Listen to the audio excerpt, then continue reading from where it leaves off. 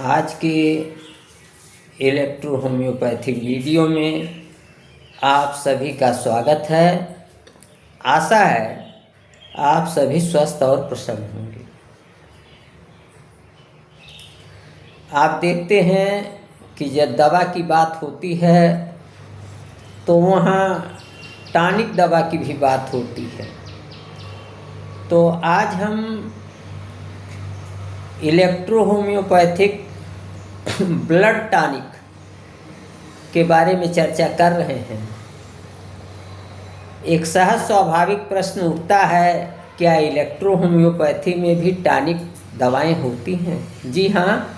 तो आज मैं आपको इलेक्ट्रो होम्योपैथिक ब्लड टॉनिक वो कौन सी दवा है जो इलेक्ट्रो होम्योपैथिक ब्लड टॉनिक का काम करती है, और हम ये भी बताएंगे, दवा का नाम भी बताएंगे, और साथ ही साथ ये भी बताएंगे कि किस पावर में, किस पोटेंसी में आप देंगे तो वो ब्लड टॉनिक के रूप में कार्य करेगी।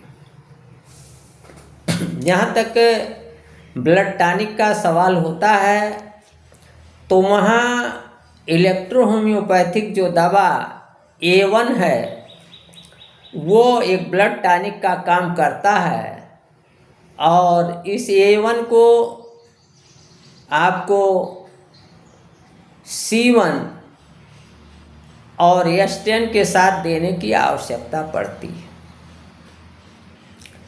जहाँ आपको कुछ टिश्यू डिसइंटीग्रेशन ससेप्टिबल हो, जहाँ ये लग रहा हो कि ऊतकों का विनाश भी हो रहा है, तो वहाँ आप जो है ब्लड टॉनिक के रूप में A1 के साथ C1 देंगे, S10 के साथ C1 देंगे।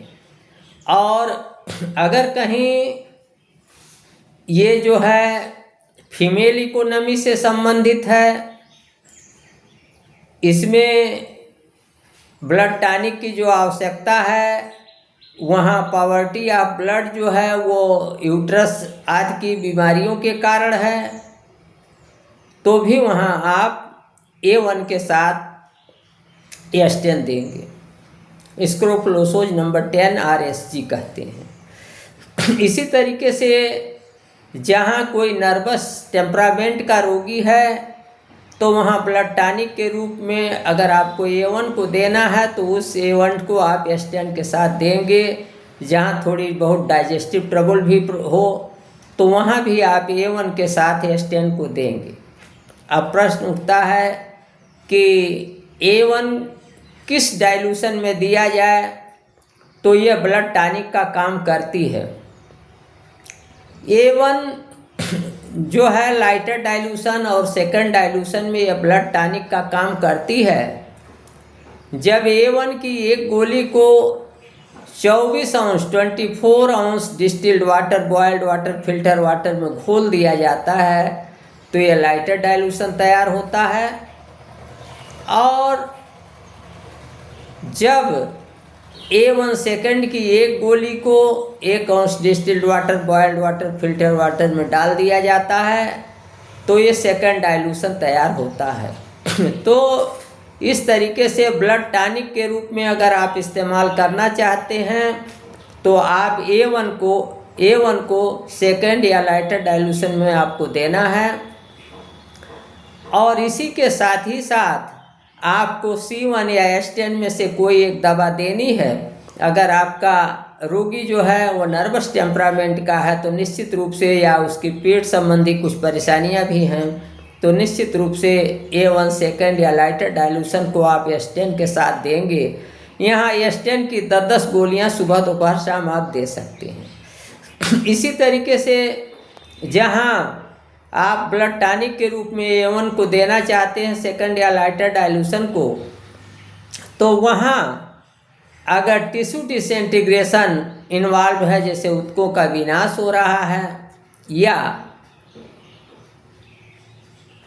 फीमेल इकोनॉमी से संबंधित, यूट्रस आदि से संबंधित कोई परेशानी है, तो वहाँ C1 को भी आप देंगे साथ में। और इस C1 को आप जो है 10-10 गोली सुबह दोपहर शाम दे सकते हैं, अथवा इस C1 को आप फर्स्ट, सेकंड अथवा थर्ड डाइल्यूशन में भी दे सकते हैं। तो इस तरीके से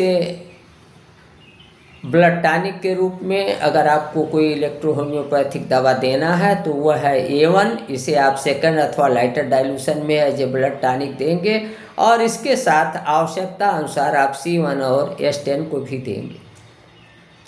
और ये C1 जो है A1 सेकंड अथवा लाइटर डाइल्यूशन में एक अच्छा ब्लड टॉनिक है।